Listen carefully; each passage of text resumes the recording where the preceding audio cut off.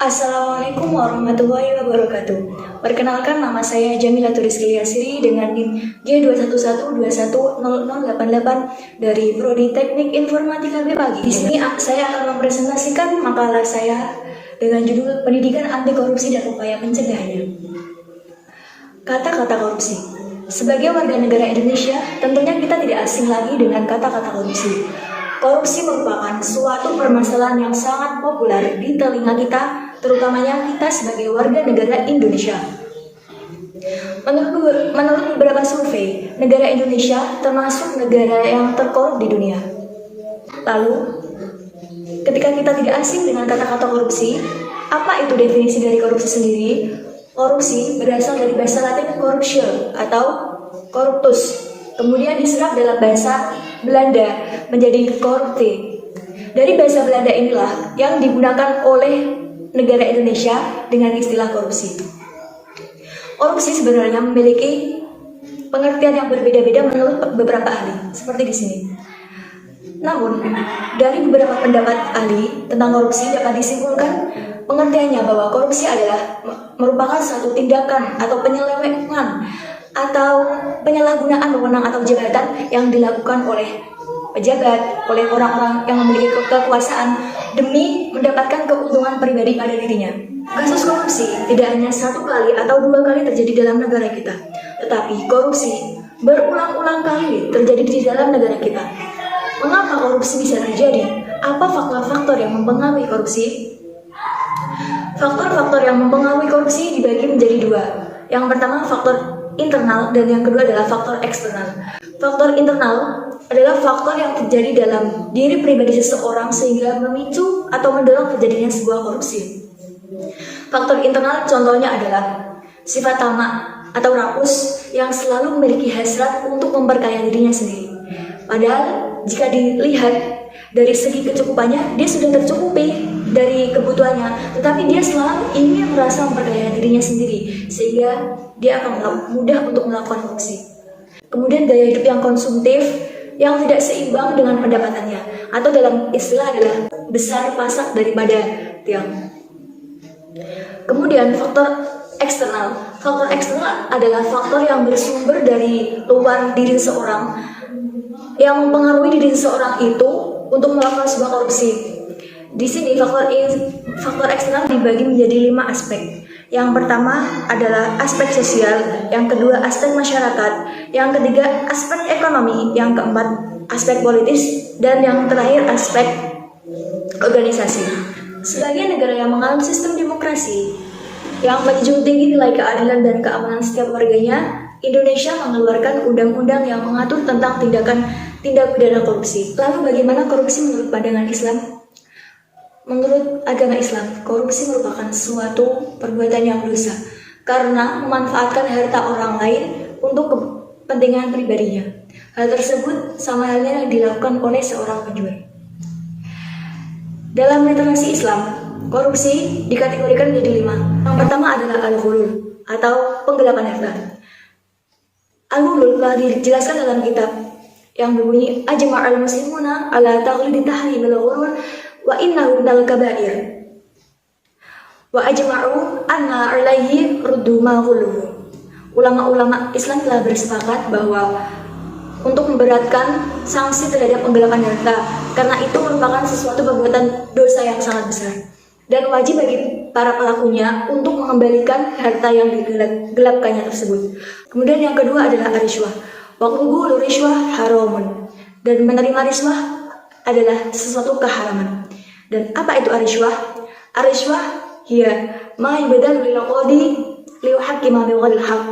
Sesuatu yang diberikan kepada qadi atau dalam negara Indonesia kita sebut sebagai hakim untuk memberikan keputusan yang tidak benar atau menyimpang dari kebenaran. Dalam hadis Nabi juga dijelaskan la'natullah ala rashi wal murtasi. Dan yang ketiga adalah ada ghasab, yaitu mengambil harta atau barang seseorang secara paksa. Kemudian yang keempat ada khianat, yaitu ingkarnya seseorang yang telah diberikan suatu kepercayaan atau amanah. Kemudian yang kelima adalah sarikoh, atau korupsi ini bisa dikategorikan sebagai pencurian. yaitu dia mengambil harta milik orang lain secara sembunyi-sembunyi dengan tipu daya. Menurut 5 kategori korupsi tersebut, kita telah mengetahui tentang dalil-dalil atau hadis yang menyebutkan tentang keharaman korupsi. Namun, dalil-dalil dan hadis tersebut didukung oleh firman Allah dalam surah Al-Baqarah ayat 188 yang berbunyi, Bismillahirrahmanirrahim.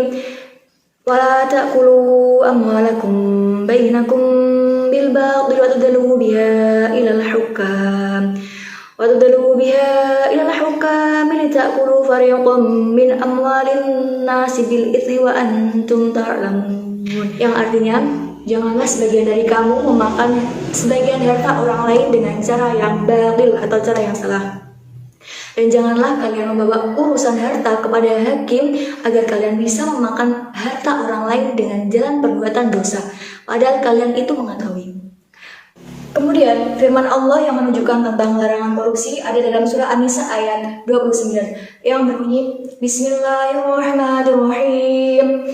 Ya ayyuhalladzina amanu la ta'kulu amwalakum bainakum bil batil.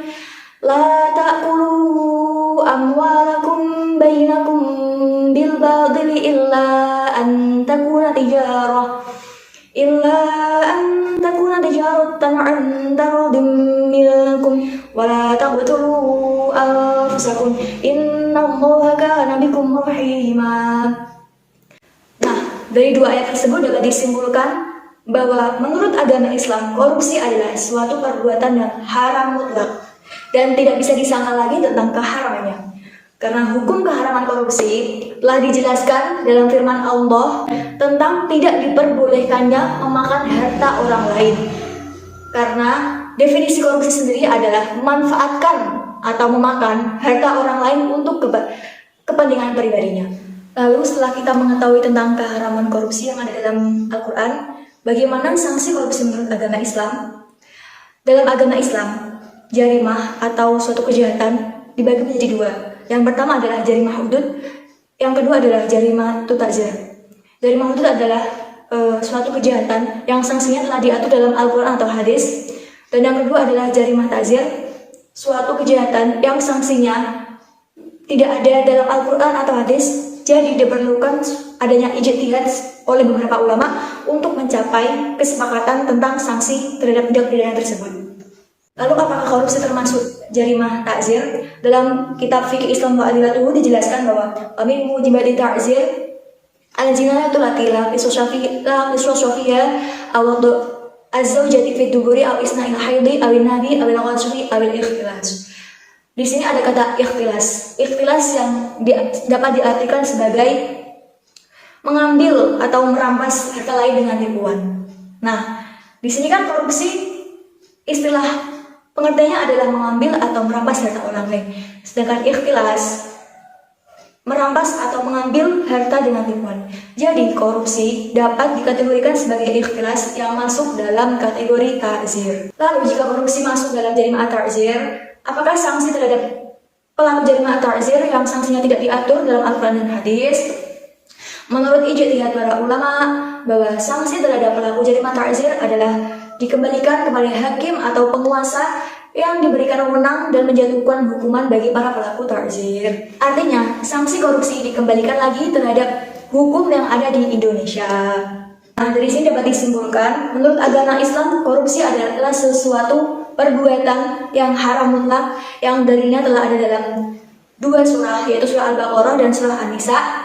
Surah Al-Baqarah ayat 188 dan surah An-Nisa ayat 29. Kemudian, sanksi terhadap korupsi termasuk sebagai jarimah ta'zir yang sanksinya tidak ditetapkan dalam Al-Quran dan hadis, tetapi untuk mencapai kesepakatan sanksi terhadap tindak pidana korupsi tersebut diperlukan adanya sebuah ijtihad, dan ijtihad ulama tersebut mencapai kesepakatan bahwa tindakan sebuah korupsi atau sanksinya dikembalikan kepada hakim atau pemerintah yang memiliki wewenang atau kekuasaan dalam menentukan hukuman tersebut. Artinya, kita sebagai warga negara Indonesia, menurut agama Islam, sanksinya adalah dikembalikan lagi kepada hukum yang ditetapkan di negara Indonesia.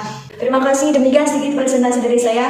Semoga dapat dipahami dan mohon maaf bila ada tutur kata yang kurang berkenan di hati kalian semua. Wassalamualaikum warahmatullahi wabarakatuh.